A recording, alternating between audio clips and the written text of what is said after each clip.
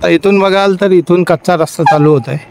हा साधारण एक 100-200 मीटर आहे, साधारण 200-250 मीटर 300 मीटर होऊ शकतो. हाही प्रस्तावित आहे. आता ह्या नोव्हेंबरच्या नंतर जरा पाऊस कमी झाल्याच्या नंतर हा रस्ता डांबरीकरण होणार आहे. त्याच्यामुळे इथं फणसाच्या काड्याकडे येताना धबधब्यावरती आपल्याला गैरसोय नाही होणार. आता जसा हा कच्चा रस्ता आपण बघताय त्या पद्धतीचा हा राहणार नाही आहे. नमस्कार. आज सकाळ सकाळ आलो आहे आपल्या सोबतीला, आपल्या डोक्याला त्रास द्यायला, आपल्याला काहीतरी दाखवायला. आपल्या निसर्गाच्या सानिध्यातून आज आपण आहोत रत्नागिरी, कोकण, चिपळूण येथे. आणि नेहमीच आपलं मोटिव्ह असं राहिलं आहे की भटक्या बिडू चॅनलसोबत आपण काहीतरी नवीन दाखवायचं किंवा एखादे अनभिज्ञ एक मराठी शब्द आहे म्हणजे ज्याची माहिती नाही आहे लोकांना, अशी ठिकाणं थोडीशी आपण प्रक्षेपित करायची म्हणजे डिस्पोज करायची किंवा एक्सप्लोअर करायची म्हणतात आताच्या भाषेत. ये बड़ी अच्छी बात कही आप. तर ते एक्सप्लोअर करण्यासाठी आज आपण सकाळ चालू आहे. चिपळूण येथील वालोपे गावातील म्हणजे चिपळूण रेल्वे स्टेशनपासून बरोबर 2 ते 2.5 किलोमीटरमध्ये गावामध्ये एक NH-66 महामार्ग गोव्याकडे जाणारा, म्हणजे तुम्ही परशुराम घाट उतरून आलात की त्यानंतर आई झोलईचं मंदिर उजव्या हाताला जे ग्रामदैवत आहे वालोप्याचं ते सोडल्याच्या नंतर हायवेने थोडंसं पुढे आल्याच्या नंतर साधारण 800 ते 1000 किलोमीटर आणि चिपळूण रेल्वे स्टेशनपासून 3 किलोमीटरवरती प्रत्यक्ष ठिकाण आहे. एक अतिशय नयनरम्य धबधबा म्हणता येईल त्याला. हल्ली थोडंसं काही लोकांनी एक्सप्लोअर करायचा प्रयत्न केला, त्याचसोबत त्याची पूर्ण माहिती आपण मिळवली नव्हती किंवा दिली नव्हती. मी स्वतः संदेश बापू आयरे याच गावातला आहे, वालोपे गावातला, इथला रहिवासी आहे आणि त्याचा थोडासा आपल्याला एक्सप्लोअर करण्याचा प्रयत्न करतो आहे.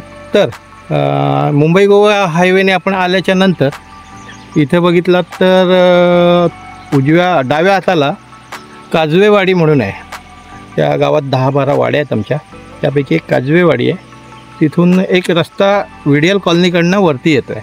तर हे ठिकाण मी आपल्याला दाखवायचा प्रयत्न करतो आहे. आपण वातावरण बघू शकताय किंवा निसर्गाचं अतिशय विलोभनीय दृश्य बघू शकताय. तर आपण जाऊया आत्ता. तिथून आपण वर आल्याच्या नंतर एक इथे शिरकरांचा वाडा आहे, तिथून साधारण चालत पुढे एक 200-300 मीटर आल्याच्या नंतर आपल्याला एक ओढा लागतो, म्हणजे आम्ही आमच्या भाषेत पर्या म्हणतो. तो पर्या क्रॉस करून त्यालाच पॅरलल जर आपण वरती डोंगराकडे निघालो तर त्या ठिकाणी आपल्याला पोचता येतं. तर चला आपण त्या ठिकाणाकडे जायला सुरुवात करूया. काजवेवाडीकडे जाणाऱ्या मुख्य रस्त्याने आपण ज्या वेळेला आतमध्ये येतो त्याच्यानंतर एक कच्चा रस्ता आपल्याला लागतो. तोच कच्चा रस्ता हा समोर आतमध्ये आला. एक 500-700 मीटरवरती आपण आतमध्ये आल्याच्या नंतर हा रस्ता इथपर्यंत येतो, जो एक आमच्या इथलं त्या वाडीचं एक प्रचलित ठिकाण आहे, धामणगाव म्हणतात. आणि जो कडा आपण म्हणतो आहे तो तिथे शेजारी बायोचा कडासुद्धा म्हणतात. तर ते धबधब्याचं ठिकाण आपण बघण्यासाठी निघालो आहे. आणि हे जात असताना पुढं गाडी जात नाही आहे, 2 व्हीलर माझी मी इथंच ठेवले. आणि हा एक आमचा ओढा पर्या, जो आत्ताच थोड्या वेळापूर्वी तुम्हाला सांगितलं ना पर्या लागतो, तो ओलांडून आपल्याला पलीकडे जावं लागतं आहे. आणि पलीकडे गेल्याच्या नंतर एक थोडीशी इथं आपल्याला कॉरी दिसते माती काढलेली, तिकडे न जाता त्या ओढ्याला धरून पॅरलली आपण वरती जायचं आहे. ते बघू शकताय आपण. थोडंसं पावसाळी वातावरण असल्यामुळे किंवा आता पावसाचा सीझन असल्यामुळे गवत वाढलं आहे, निसर्ग दिसतं आहे सगळं, आपण बघू शकता हे. तर हे आमच्या वालोपे गावातील काजवेवाडीमधील चिपळूण तालुक्यातील आणि कोकणातील एक सुंदर धबधबा आपल्याला दाखवायचा प्रयत्न करतो आहे. इथूनच एक साधारण 3 किलोमीटर अंतरावरती प्रसिद्ध असा सवत कडा, जो हायवेला लागून आहे. बरेचसे येणारे प्रवासी पर्यटक त्या तिथे हल्ली थांबतात. आपल्याला थोडासा आवाज येतो आहे. आजूबाजूला मोर आहेत, जंगल असल्यामुळे प्राण्यांचं वावर आहे, परंतु असे हिंस्त्र प्राणी खूप कमी प्रमाणात, म्हणजे नगण्य असं आहे. पण मोर हे आवर्जून दिसतात, इथे सकाळच्या वेळेला येतात. आता आपण त्यांचं ओरडणं बघतो आहे. तर ही पायवाट आपण बघू शकताय, जी मळलेली आहे. साधारण एक 100-200 मीटर गेल्याच्या नंतर आपल्याला त्या कड्याचं दर्शन होईल. या पर्याशेजारी आपण चालत चालत निघाल्याच्या नंतर आपण पायवाटेला आलो आहे. आणि पायवाटेला वरती कड्याकडे, फणसाच्या कड्याकडे जाताना थोडंसं माझ्या दृष्टीस काही दिसलं आहे. आपल्याला बरण्या दिसत आहेत. या 2 मिनटात दाखवतो. ह्या बरण्या ह्या बघा, त्या इथे झाडाला बांधून ठेवल्यात. हे नेमकं काय आहे आपल्याला माहीत आहे काय? आपल्या कोकणामध्ये हे परे असतात, दगडी ठिकाणं, डोंगर कपारीतले, वाहत्या पाण्याच्या ठिकाणी. तर अशा ठिकाणी खेकडी काळ्या पाटीची ही मोठ्या प्रमाणावर असतात आणि ती पकडण्यासाठी हा गावठी जुगाड आहे. आता मी तुम्हाला झूम करून दाखवतो थोडंसं. हे सापळे आहेत त्यांच्यासाठी, म्हणजे तेलाच्या बारण्या दिसत आहेत, त्याला होल मारलेत, वरती झाकण आहे आणि खालचा भाग बघा आपण बघू शकताय. हा थोडासा याची बॉटल असते कोल्ड्रिंकची, मिरांडा माझा 2 लिटरची, ती कट करून ती आत घालून त्याला चिटकवलेलं आहे, जेणेकरून एकदा खेकडा त्याच्यामध्ये आतडी टाकतात. काही इतर गोष्टीच्या खेकड्याला आवडतात खायला, म्हणजे थोडक्यात आतडी असतील कोंबडीची, इतर काय मटण असेल, चिकन, त्याचा वेस्टेज असतो ते याच्यामध्ये टाकतात आणि ती पर्याला पाण्याच्या जवळ ते दाबून ठेवतात, बघू शकता आपण. तर मग त्या खाद्याच्या लालसेने ते खायला ही खेकडी त्याच्यामध्ये शिरतात, परंतु परतीचा प्रवास त्यांचा बद्ध झालेला असतो आणि फार मोठ्या प्रमाणात अशा सापळ्यांमध्ये खेकडी पकडली जातात. ही नवीन प्रचलित म्हणजे आधुनिक हे आहे, काय म्हणतात, पद्धत. पूर्वी जी जायची लोक खेकड्यांना ती हाताने पकडायची, रात्रीच्या बॅटरीवरती जायचे. त्याच्यामुळे आता इथे 3 दिसतात ना, एक व्हाईट कलरचा आहे, 2 ग्रीन कलरचे. तर अशा पद्धतीने खेकडे इथे पकडले जातात, चांगल्या प्रतीचे काळ्या पाटीचे. आपण ते बघितलं कसे सापळे कशा प्रकारे आहेत. तसंच पुढे चाललो आहे आपण फणसाच्या कड्याच्या दरम्यान. इथं आता पुन्हा पर्याला आपण आतमध्ये जाणार आहोत आणि तिथून पर्यामधून पुढं परत एक पायवाट आहे. पाण्याचाही आवाज आपण ऐकू शकताय, खळखळ.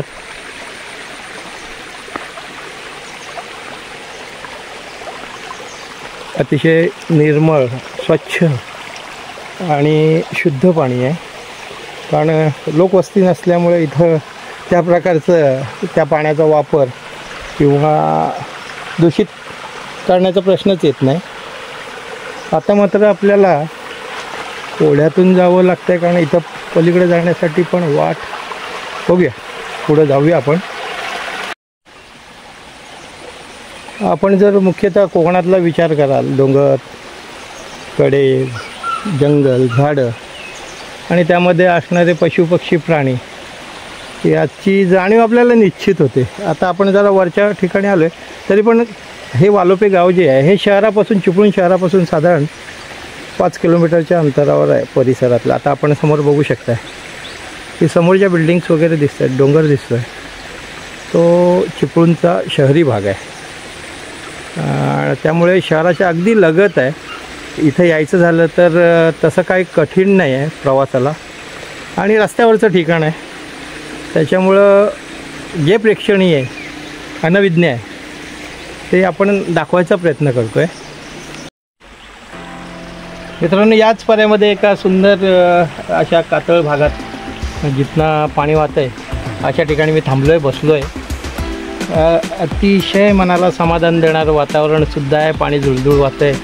त्याचबरोबर या पर्याला पण छोटे छोटे मासे, म्हणजे नदीच्या ठिकाणापासून डोंगर भागापर्यंत हे मासे चढतात आणि पावसाच्या सुरुवातीला ज्या वेळेला पाणी लाल असतं आणि पाऊस पडतो आणि पाण्याला फ्लो येतो म्हणजे पाणी व्हायला सुरुवात होते, त्यावेळेला आमच्या कोकणामध्ये एक फार मोठी त्यावेळेला पर्वणी असते की चणणीचा मासा. आमच्याकडे त्याला कोकणी भाषेमध्ये किंवा आमच्या चिपळूणच्या भाषेमध्ये वल्गन म्हणतात. तर तो मासा त्या पाण्याला त्या धारीला चढत चढत त्या डोंगर कपारीमधनं वर येतो. ॲक्च्युली त्याचा कन्सेप्ट जर सायन्स जर बघितलात तर पिलं सोडण्याचं त्यांचं प्रजननाचं ती वेळ असते. तर त्या याला पाऊस पडतो, हे मासे चढत चढत वरती डोंगर कपारीपर्यंत जातात आणि काही प्रमाणात पिलं घातल्याच्या नंतर ते पाण्याच्या फ्लोबरोबर किंवा काही दिवसात ते निघून जातात.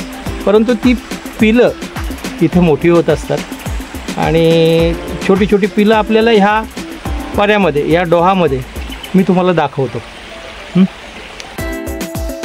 हा वाहता पर्याय जिथं मी बसलो आहे, दगड कातळानं त्याच्या शेजारून जात आहे आणि हे पाण्याचे डोह आहेत. ह्यात जर आपण बघाल तर छोटी छोटी पिलं आपल्याला पोहताना दिसतील. ती बघा तिथे समोर पण आहे. एक मिनिट, दिसत आहेत. मी झूम नाही केलं तरी पण ते दिसायला पाहिजे, हालचाल आपल्याला दिसते. त्याचप्रमाणे इथं ह्या अशा शांत ठिकाणी दुसराही आनंद घेण्याची, लोक इथं येण्याची सिम्पटम्स किंवा काही गोष्टी दिसत आहेत. आपण बघू शकता की इथे एक मला वाटतं हिरव्या रंगाची लिकर दारूची बाटली दिसते. म्हणजे कदाचित उन्हाळ्याच्या काळात किंवा या पावसाचा आनंद घेताना थोडासा मनाला आणि बुद्धीला आणि मेंदूला आनंद देण्यासाठी इथे काही लोक बसतात. तर गमतीचा भाग बाजूला सोडा, परंतु हे मासे छोटे छोटे छोटे छोटे दृष्टीला न सापडणारे हे पुढे मोठे होतात. पाणी कमी झाल्याच्या नंतर हे उतरंडीला जातात किंवा नदीला मिळतात किंवा ओलाव्याला कुठेतरी थांबतात, राहतात. तर असा हा त्यांचा प्रजननाचा काळ असतो. त्या दरम्यान इथे पिलं सोडली जातात आणि त्याचे हे छोटे छोटे मासे होतात. तर आपण बघितलं मासे, त्याचबरोबर खाली पाण्यामध्ये पडलेली ती एक छोटी दारूची बॉटल. तर मित्रांनो, आपण कोणीही प्रवासी इथपर्यंत जर येत असाल, आपण आनंद निश्चित घ्या, सुखरूप राहा, व्यवस्थित जा आणि निसर्गाचं या अशा बाटल्या वगैरे जर तुम्ही पाण्यामधनं टाकणार असाल तर उद्या भविष्यामध्ये एखादे पर्यटक आले किंवा गावातली काही लोकं येतात जे जसं मी म्हटलं खेकडी पकडण्यासाठी येतात, तर फुटलेल्या बॉटल्स असतील किंवा काय असतील तर ते पायाला इजा होऊ शकते. कृपया अशा गोष्टी करू नका हेच सांगेन.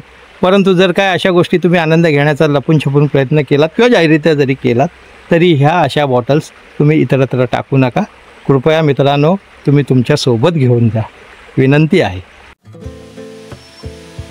थोडीशी अवघड वाट या पर्याच्या शेजारून निघालेली आहे. ती पुन्हा पर्याला येऊन मिळते आणि त्या पर्यातून आपण इथं आत्ता पुढं चालत आल्याच्या नंतर हा कडा आपल्या दृष्टीत येतो आहे.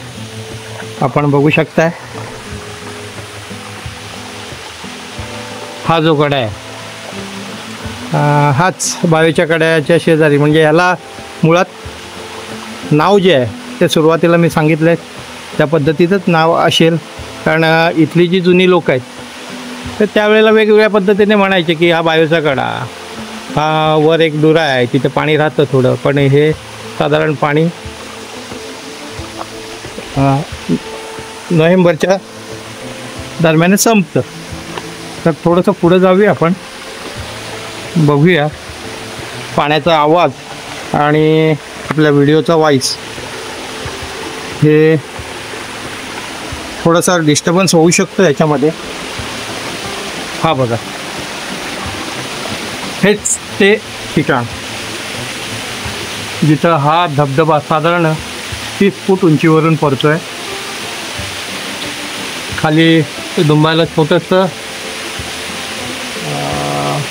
काय म्हणतात त्याला, ओढ्याला असलेलं एक तिथे आंघोळ करण्याचं किंवा डुंबण्याचं उभं राहण्याचं ठिकाण आहे.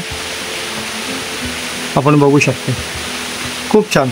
पाण्याचा फोर्स जास्त नाही आहे त्याच्यामुळे असं कोणता धोका वरून दगड येईल पडेल असं काही नाही. इथे मनमुराद आनंद आपण लुटू शकता. मुळात पाऊस कमी असल्यामुळं आहे ना, आता साधारण ह्या जुलैच्या शेवटच्या आठवड्यामध्ये पाऊस कमी झाला आहे. त्यामुळे पाण्याचा पण जो फ्लो आहे या कड्याचा तो आपण बघू शकतो तसा कमी आहे, मध्यम पद्धतीचा. हाच जसं सांगितलं मी अगोदर, नोव्हेंबर महिन्यामध्ये याचं पाणी जवळपास जातं आणि मग ते डुरा असेल किंवा असं साठवणीचं ठिकाण असेल अशा ठिकाणीच पाणी असतं. तर इथं जर यायचं झालं तर यायचा रस्ता दाखवला आहे तुम्हाला. सांगितलं मी तिथून आतमध्ये आल्याच्यानंतर काजवेवाडीमध्ये आतमध्ये धामणगौऱ्याच्या बाजूने बायोच्या कड्याच्या शेजारून आपण इथे येतो आहे. हा आहे प्रचलित भाषेनुसार किंवा आपल्या इथल्या लोकांनी सांगितलेल्या नावाप्रमाणे फणसाचा कडा.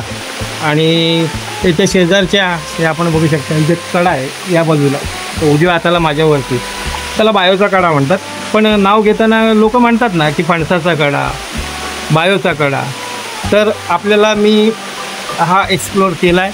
अतिशय सुंदर ठिकाण आहे.